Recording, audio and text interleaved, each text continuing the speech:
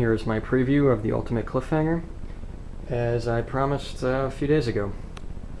And here's the first two rails.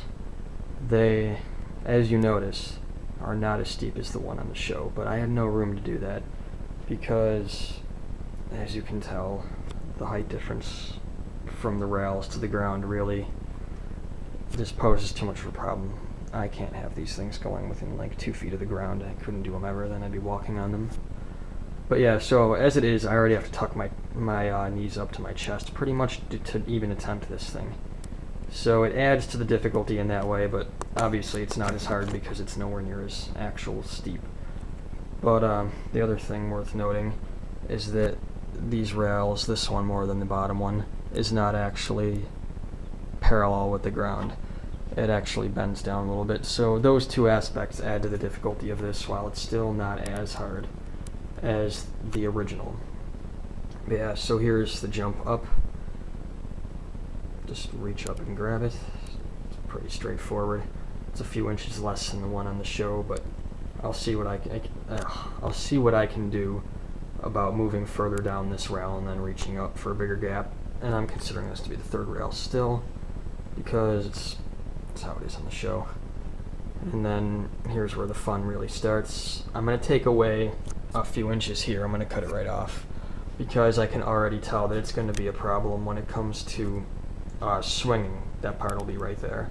But here's the first 1 meter jump to the nice little 6-inch wide piece, and the other 1 meter jump to the next piece. And I didn't have room to put a 4-foot ledge, but really once you make it to that part, doing the last 4 feet really isn't all that bad.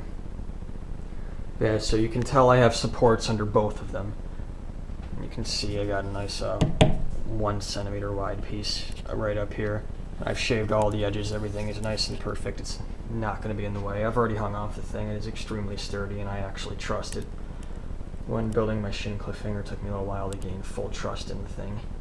And this piece I didn't have full trust in, however, that's why I put a full 2x4 underneath it, but I had the room to do that. So that thing is pretty good now too.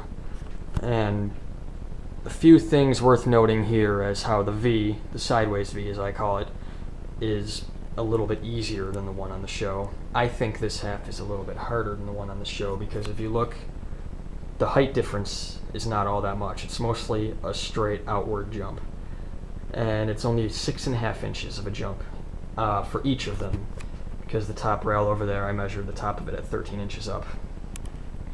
And the other thing that makes these, this part, the latter part of the ultimate Cliffhanger, harder is the fact that if you look, my rails, well, I'm not really going to call them rails, the wood, the ledges, they are the same width as the rest of the ledges on my Cliffhanger, 3 centimeters. So the one on the show is 6 centimeters, gives you far more grabbing room. If you look here, there's just a lot of finger room hanging off.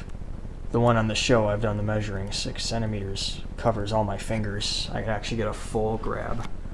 And that's how both of these ledges are on the show, is 6 centimeters. So this half definitely harder than the one on the show. I'm actually surprised that it was a full 6 centimeters for each. But that is the entire thing. Some parts easier, some parts harder. I'd say overall it evens out, but I am still going to do what I can to have a lot of fun with this obstacle, and I'm really looking forward to getting some videos out of it. Expect that after I'm not super sore.